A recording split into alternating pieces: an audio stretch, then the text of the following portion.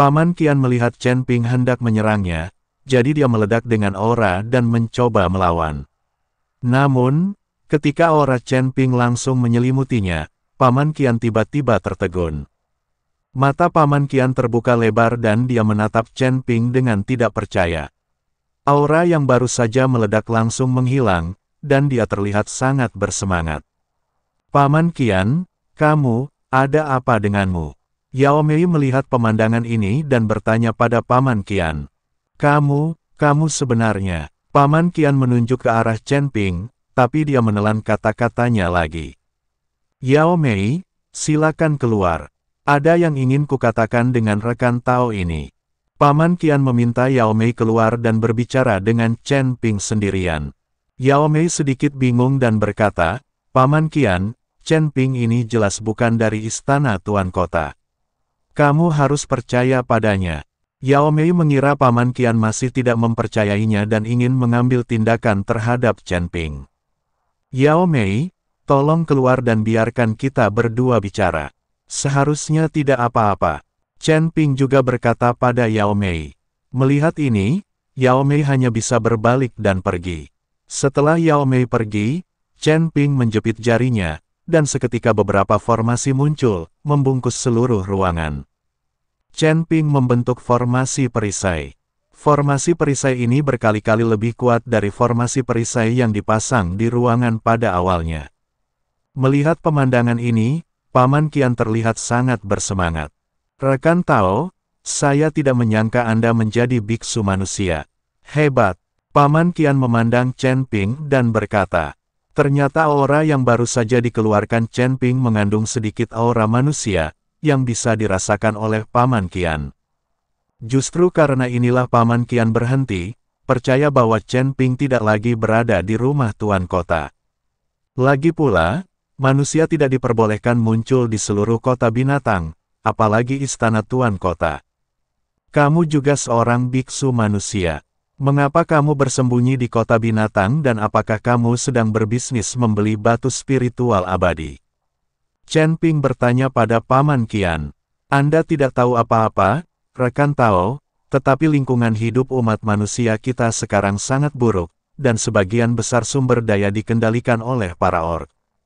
Kami bersatu dengan para biksu iblis untuk membentuk aliansi perlawanan, dengan niat untuk melawan penindasan para orc dan memperjuangkan sebidang tanah demi kelangsungan hidup kami sendiri. Saya membeli batu roh peri di kota binatang hanya untuk mendapatkan selisih harga dan membeli lebih banyak sumber daya untuk aliansi perlawanan. Batu-batu peri ini semuanya dikendalikan oleh istana Tuan Kota.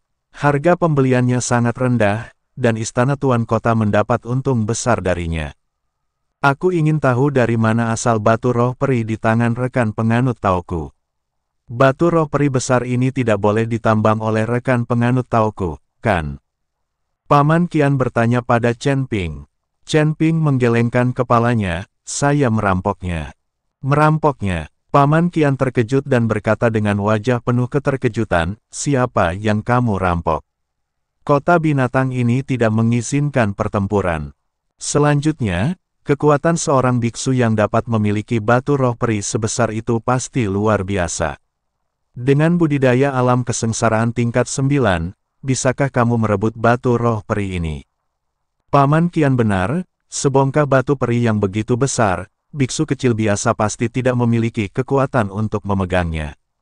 Apa yang seseorang bantu aku rampok bukanlah di Beast City, tapi di dinasti Xiao. Kata Chen Ping, dinasti Xiao. Paman Qian langsung menjadi buta, dan dia sedikit mengernyit. Pernahkah aku mendengar tentang dinasti seperti itu? Chen Ping memandang Paman Qian, dan kemudian menjelaskan, saya dari luar Beast City, bukan dari Beast City. Kata-kata Chen Ping segera membuat mata Paman Qian melebar dan seluruh tubuhnya sedikit gemetar. Kamu masuk dari luar. Ini tidak mungkin, sama sekali tidak mungkin. Tidak ada seorang pun yang bisa memasuki kota Beast dari luar selama bertahun-tahun. Kami juga telah mencoba banyak cara untuk melarikan diri dari kawasan Beast City ini, tapi kami tidak pernah berhasil. Bagaimana kamu bisa masuk dari dunia luar? Tidak ada orang luar yang pernah masuk ke sini selama ribuan tahun.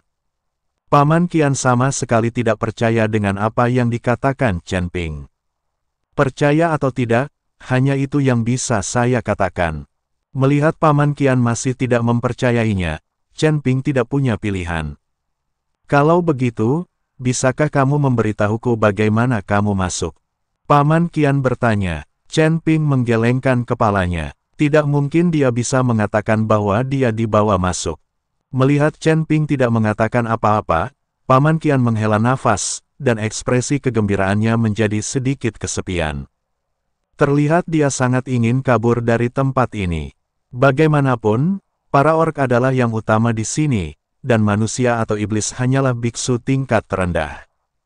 Kami tidak memiliki banyak sumber daya, dan seringkali kami harus melakukan hal-hal berbahaya. Mereka bahkan mungkin akan dijebloskan ke penjara, jadi Paman Qian dan yang lainnya pasti ingin melawan.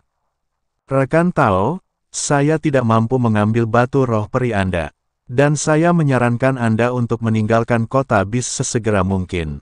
Terlepas dari apakah Anda benar-benar masuk dari dunia luar, jangan tinggal di sini lama-lama waktu. Aura manusiamu cepat atau lambat akan terlihat, dan ada jam malam di Beast City setelah gelap. Tidak ada yang bisa tinggal di luar kecuali penjaga istana Tuan Kota. Paman Qian membujuk Chen Ping. Aku sebenarnya tidak ingin kamu mengambil batu periku. Aku ingin membeli batu peri di tanganmu, kata Chen Ping dan mengeluarkan sekantong besar koin roh emas ungu. Paman Qian sedikit bingung ketika dia melihat begitu banyak uang, dan kemudian bertanya, rekan Tao, kamu baru saja melewati alam kesengsaraan, apa gunanya memperoleh batu peri? Batu roh peri ini hanyalah sampah bagi para biksu di bawah alam abadi.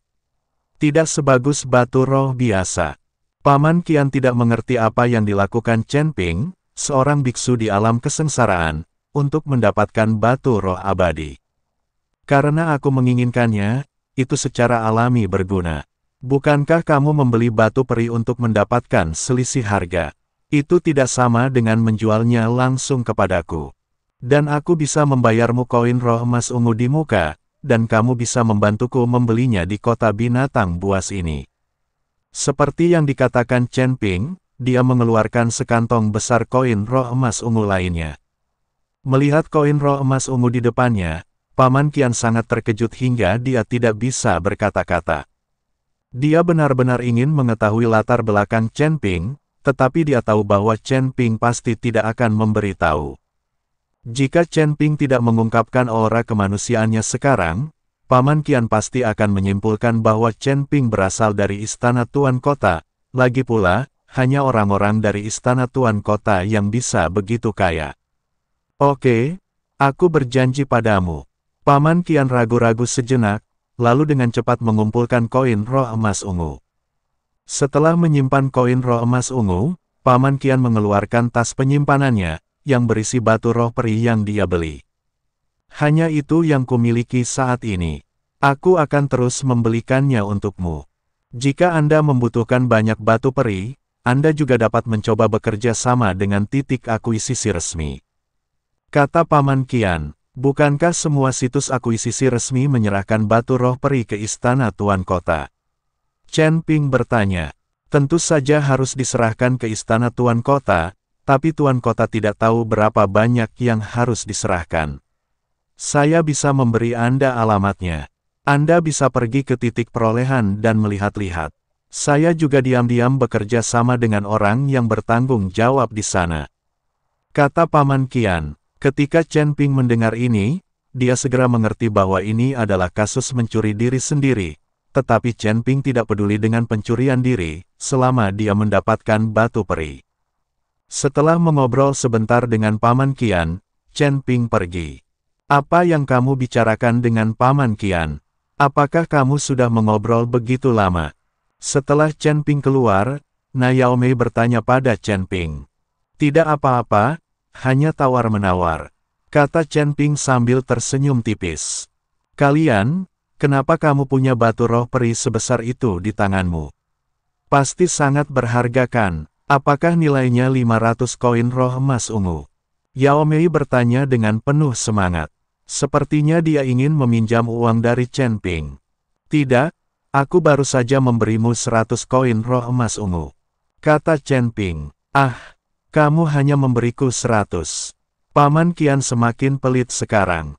Yao Mei terlihat sangat kecewa, lalu menatap Chen Ping dan bertanya, bisakah kamu meminjamkanku koin roh emas ungu?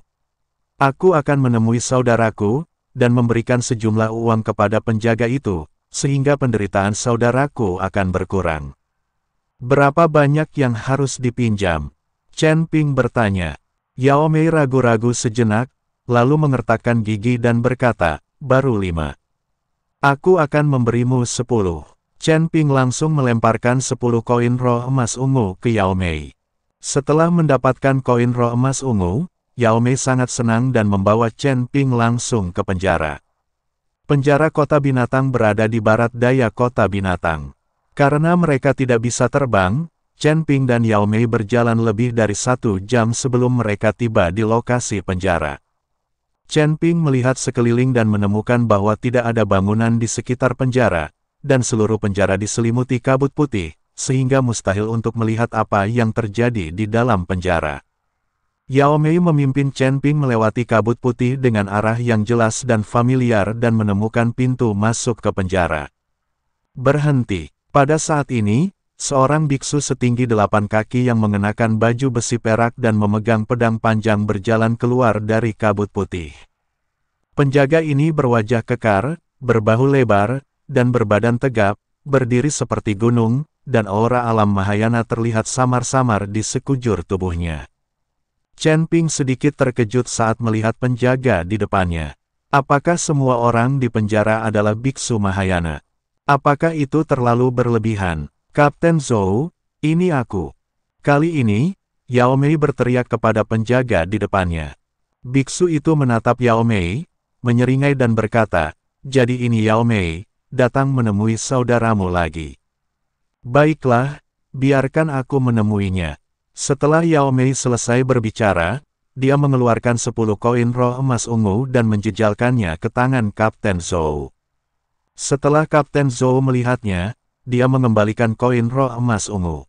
Yao Mei tertegun dan berkata dengan nada sedikit malu, Kapten Zhou, saya hanya punya begitu banyak, mohon membantu. Ketika Kapten Zhou mendengar ini, wajahnya tiba-tiba menjadi dingin dan dia berkata, penyelidikan akhir-akhir ini sangat ketat, jadi jangan datang ke sini tanpa uang. Setelah mengatakan itu, Kapten Zhou berbalik dan pergi. Kapten Zhou, saya punya 5 lagi di sini. Saya akan memberikan semuanya kepada Anda. Hanya ini yang sebenarnya saya miliki. Yao Mei hanya bisa mengeluarkan 5 koin roh emas ungu terakhir di tubuhnya. Setelah menerima 15 koin roh emas ungu, Kapten Zhou meliriknya dan kemudian berkata, ikutlah denganku. Kapten Zhou masuk bersama Chen Ping dan Yao Mei. Setelah melewati koridor yang panjang, keduanya akhirnya memasuki halaman penjara. Begitu dia masuk ke halaman, Chen Ping menemukan ada pohon kuno yang menjulang tinggi di tengah penjara, dan semburan aura melonjak di dalam pohon kuno itu. Karena dia tidak dapat menggunakan indera spiritualnya untuk mendeteksinya, Chen Ping hanya dapat menggunakan mata telanjangnya untuk menilai bahwa pohon kuno yang menjulang tinggi ini diperkirakan berusia puluhan ribu tahun. Kamu tahu tempatnya, pergilah ke sana sendiri, kamu juga tahu aturannya. Kapten Zhou berkata pada Yao Mei hari itu. Saya mengerti, saya mengerti. Jangan khawatir, Kapten Zhou.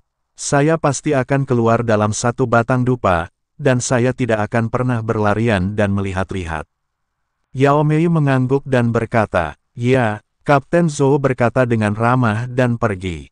Yao Mei memimpin Chen Ping ke pintu masuk, lalu berjalan lurus ke bawah. Koridor yang remang-remang itu sangat lembab, dan ada akar pohon yang rumit di dinding. Chen Ping sangat bingung mengapa penjara ini dibangun di sini dan dikelilingi oleh pepohonan kuno. Setelah berjalan dalam jarak tertentu, sel-sel muncul satu demi satu. Sel-sel ini memiliki formasi untuk mencegah tahanan melarikan diri. Kakak, di depan sel, Yao Mei melihat ke arah seorang pria di dalam dan berteriak. Ketika pria itu mendengar teriakan itu, dia sangat bersemangat. Dia menyingkirkan rambut panjangnya dari wajahnya dan mulai menangis. "Kakak, kamu di sini, apakah kamu akan membawaku keluar? Keluarkan aku akan mati jika tetap di sini." Kakak Yao Mei menangis dengan sedihnya. Chen Ping melihat saudara laki-laki dari saudari itu kurus seperti tongkat, dengan kulit pucat dan semangat lesu. Dia tampak seperti telah kehabisan semua energi spiritual di tubuhnya.